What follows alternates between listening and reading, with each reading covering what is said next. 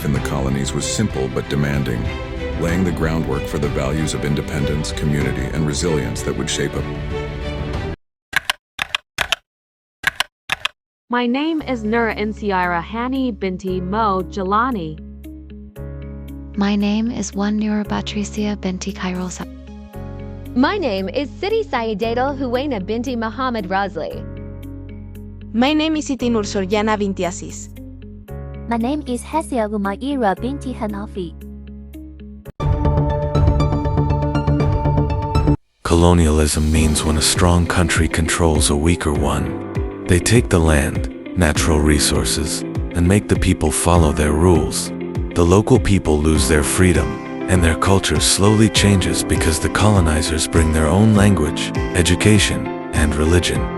In Malaya, colonialism started in 1511 when the Portuguese captured Malacca. Then, in 1641, the Dutch took over. Later in 1824, the British came through the Anglo-Dutch Treaty. Malacca was very important because it was right on the Strait of Malacca, a busy route where traders from China, India, Arabia, and many places stopped to trade. Among all the colonial powers, the British stayed the longest. They changed the way Malaya was run, and many locals were unhappy. Several Malay heroes stood up against them. Dal said, Toyangut, Datu Bahaman, Rentap, Datu Maharaja Lela, and Rosli Dobi. Even though their fights were small, their courage became part of our journey toward freedom. After World War II, the British created the Malayan Union in 1946. Many Malays were angry because it reduced the powers of the Malay rulers. With strong protests, the Malayan Union was replaced by the Federation of Malaya, which protected Malaya rights and prepared the country for some. Finally, in 1957, Malaya became independent. The new country had people of many races: Malays, Chinese, Indians, and others. The government worked to build unity so everyone could live in peace and help the country grow. Hold its own government. Local rulers who once had real power became only symbolic. The colonizers made all important decisions. Colonial powers also changed traditional leadership systems. Many communities used to be guided by customs, elders, or local councils. But under colonial rule, these systems were removed or weakened. Losing sovereignty also meant losing control of natural resources. Colonizers took valuable things like rubber, gold, timber, and minerals for themselves. A strong example is the Congo under Belgian rule, where King Leopold II took huge amounts of rubber and ivory, causing great suffering for the people. Without control of their own resources, many colonized countries became poor and dependent. This loss of power also damaged societies and cultures. Traditional leaders who resisted were removed, exiled, or replaced. In Malaysia, the British residential system reduced the powers of Malay rulers, which caused tension and weakened trust in traditional leadership. Even after independence, the effects of losing sovereignty continued. Many countries struggled to build stable governments after years of foreign rule. In Africa, borders created by colonizers forced different ethnic groups into one country, leading to problems long after independence. These long-term effects show how colonialism deeply weakened nations, their politics, their culture, and their identity, and how hard it was to regain full control of their own destiny.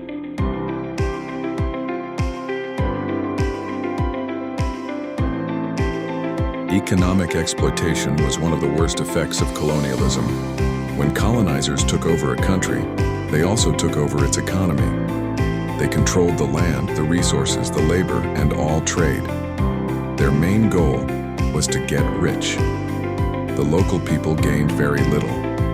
Even though some roads and railways were built, they were mostly for colonial business. In the end, many colonies became weak and poor, even after independence. One major form of exploitation was taking natural resources.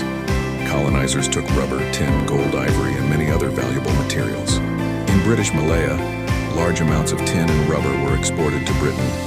In the Congo, King Leopold II took rubber and ivory while the people suffered in terrible conditions. These resources made the colonizers wealthy, while the colonies stayed poor. Another form of exploitation was the cash crop system. Traditional farming was replaced with plantations growing sugar, coffee, cotton, and tea for export. In Indonesia, the Dutch forced farmers to grow cash crops under the cultivation system, which caused hunger and poverty. In the Caribbean, British and French plantations used local or enslaved labor to produce sugar. This system made colonies dependent on export crops and stopped them from developing their own industries. Forced labor and unfair taxes also harmed local people. Many were forced to work in mines, plantations, and railway projects under harsh conditions. In Kenya and Zimbabwe, the British introduced the hut tax, which pushed men to work for Europeans just to pay the tax. In India, peasants worked long hours for very low wages.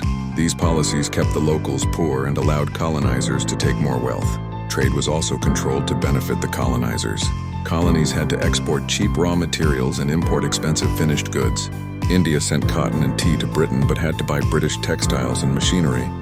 Because of this, local industries could not grow, and colonies stayed dependent.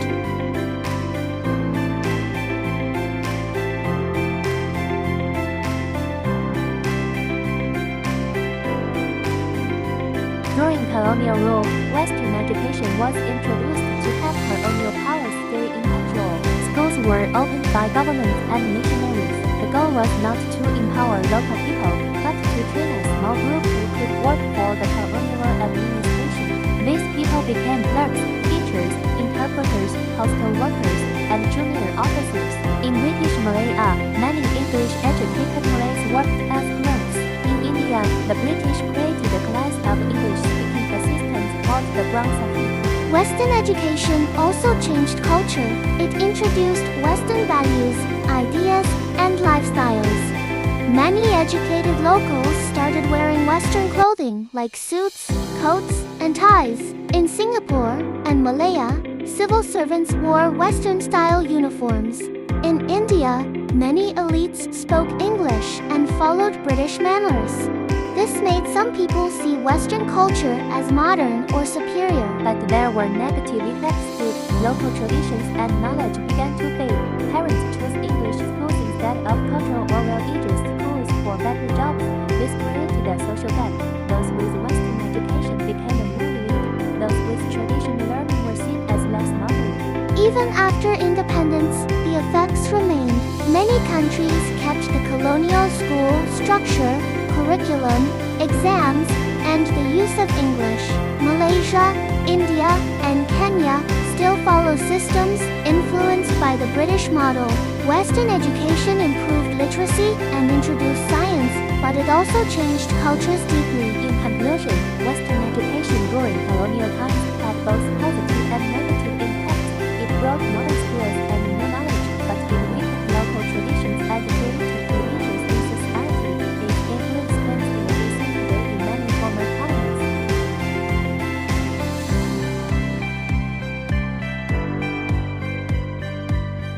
Infrastructure is important for a country's progress. It helps transportation, communication, economic growth, and daily life. One positive impact was the introduction of modern infrastructure. Colonial powers built roads, railways, bridges, and ports mainly to transport natural resources. Colonial governments also introduced modern communication systems like postal services, telegraphs, and later telephone lines. These systems helped the colonial administration work faster and more efficiently. In British India, the telegraph allowed quick communication across long distances. In Malaya, postal routes linked towns and villages. These early systems later became the foundation for today's communication networks. Infrastructure projects also brought new skills and technologies. Local workers learned how to build and maintain railways, roads, and machines. After independence, these skills helped countries continue developing their own infrastructure. Many nations expanded the systems left behind and turned them into modern highways, railways, and communication networks. Colonial infrastructure also caused social and economic inequality. Cities that were important for trade grew quickly, while rural areas remained poor. In Malaya, towns like Kuala Lumpur, Ipoh, and Georgetown developed fast, but many kampungs lacked basic facilities. Many workers were forced to build roads and railways under difficult and sometimes dangerous conditions. Colonial infrastructure brought both positive and negative results. It introduced modern transportation, communication, and engineering skills. But most projects served colonial interests. After independence, countries had to improve and expand their infrastructure to meet the needs of their own people and fix the inequalities created during colonial rule. In conclusion, colonialism had a powerful impact on Malaya and shaped the country we know today.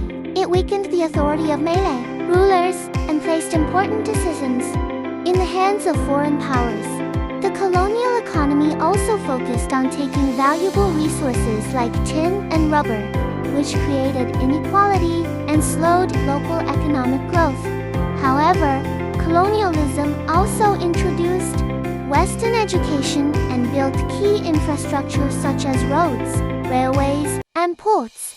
Although these developments were mainly for colonial benefit, they later helped Malaya modernize and connect its communities. Overall, the colonial experience brought both challenges and opportunities, and it played an important role in preparing Malaya for independence and future nation building.